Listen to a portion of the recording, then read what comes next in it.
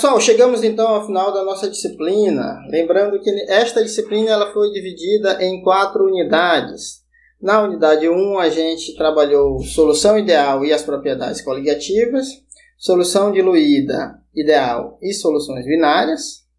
Na unidade 2, a gente trabalhou o equilíbrio em sistemas não ideais e equilíbrio em células galvânicas. Na unidade 3, a gente trabalhou a cinética química. Tratamos então das leis empíricas e mecanismos e alguns aspectos teóricos, como teoria das colisões e teoria do complexo ativado, embora que em uma abordagem diferente. E também trabalhamos com a fotoquímica. Na unidade 4, a gente tratou da parte experimental, através da observação de vídeos e de roteiro experimentais disponibilizados, onde a gente abordou os experimentos de equilíbrio do cloreto de cobalto, verificação experimental da equação de Nash e a cinética química.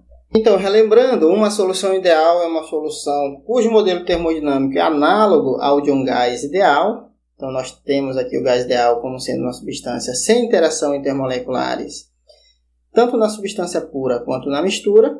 E nós temos a solução ideal como sendo uma solução em que nós temos as mesmas interações intermoleculares, tanto na substância separada quanto na mistura, e as moléculas elas têm que ter basicamente o mesmo tamanho. Tá?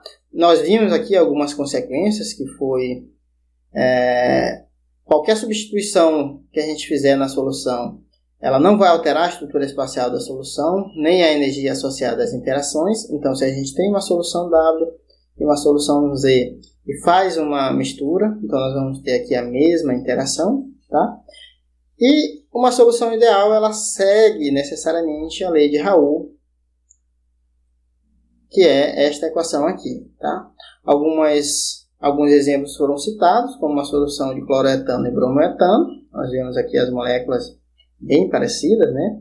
A solução de benzeno e de tolueno, uma solução de CH3I carbono 12 e CH3I carbono 13. Vimos também a solução diluída ideal, ainda na unidade 1. Então, a solução diluída ideal é uma solução real, porém muito diluída, de maneira em que as interações entre os solutos não sejam consideradas. Tá? Então, nós vimos esse caso.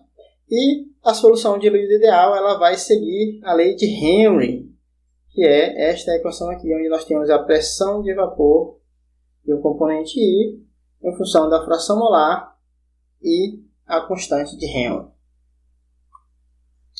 Vimos algumas propriedades coligativas, as mais estudadas, como pressão de vapor, através dessa equação, abaixamento do ponto de fusão, elevação do ponto de ebulição e a pressão osmótica. Vimos também como que se comporta o potencial químico de uma substância ou de um líquido A quando adicionamos um soluto não volátil. Então, isso interfere diretamente nas suas propriedades coligativas.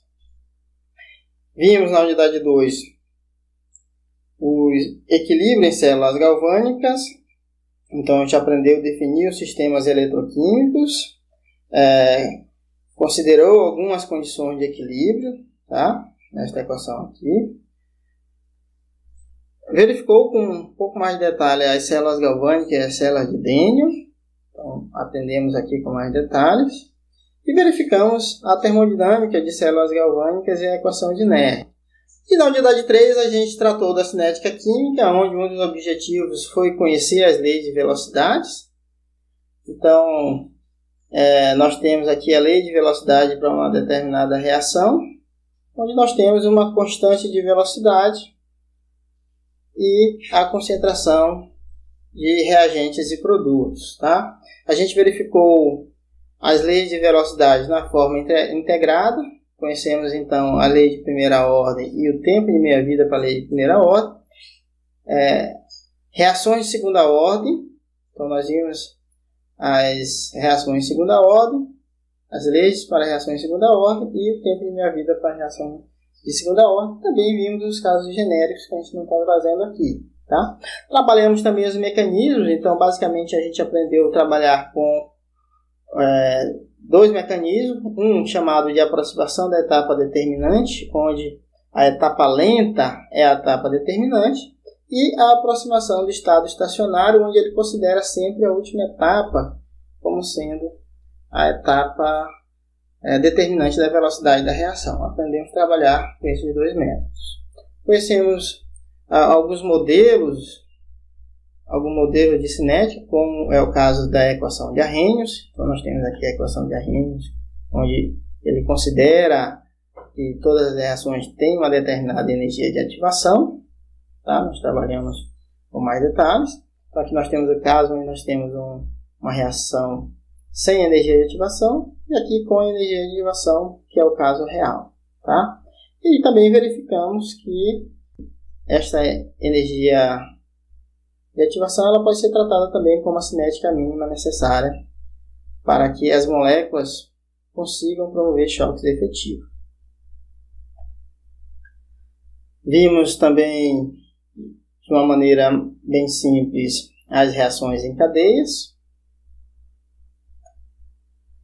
Trabalhamos também uns casos específicos da cinética, que é a catálise, onde nós temos um catalisador que vai fornecer uma rota alternativa e sempre vai apresentar uma menor energia de ativação. Tá? Então, temos dois tipos de catálise, que é a homogênea e a heterogênea. Tá? Deveria ser heterogênea.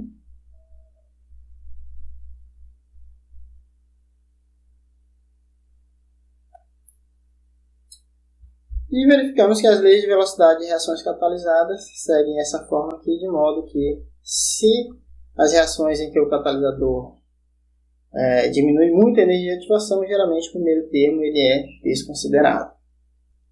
E vemos um caso específico de aplicações da fisicoquímica, que é a dissolução, pois tem um campo de aplicação muito interessante, é bastante utilizado. Tá? E nós vimos alguns casos específicos de dissolução, como a dissolução física ou fisdissolução e a dissolução química ou quimissolução. Né? Vimos ainda que a quimissolução ela pode ser dividida em quimissolução dissociativa e quimissolução molecular. Conhecemos também alguns modelos de adsorção, chamado de isoterma de adsorção. Então nós temos basicamente dois tipos de isoterma de adsorção. A do tipo 1, que leva em consideração monocamadas e é muito encontrada em quimissolução, e a do tipo 2, que leva em consideração as multicamadas e é muito encontrada no tipo de adsorção de fisdissolução. Tá? As mais conhecidas são a isoterma de Langmuir, a isoterma de Foddes e a isoterma de BET, ou BET. A quarta unidade, a gente trabalhou a parte experimental na observação de vídeo, então a gente trabalhou com 3 práticas experimentais, 3 experiências, onde esses experimentos foram disponibilizados por seus autores na internet, e aí a gente fez uma análise desse vídeo, correlacionou com os dados, correlacionou com os roteiros experimentais, e a partir daí foi possível confeccionar um relatório. Era isso, deixar essa frase bem simples de Steve Jobs. Dizer que foi um prazer trabalhar com vocês nessa disciplina de Físico-Química 2. Espero ter contribuído com a formação de cada um. Espero que ao final dessa disciplina cada um de vocês tenham conseguido alcançar os seus objetivos, tenham conseguido sair dessa disciplina muito melhor do que vocês chegaram, e desejar sucesso a todos nesta caminhada, que por estar no 7º período já está próximo de se encerrar.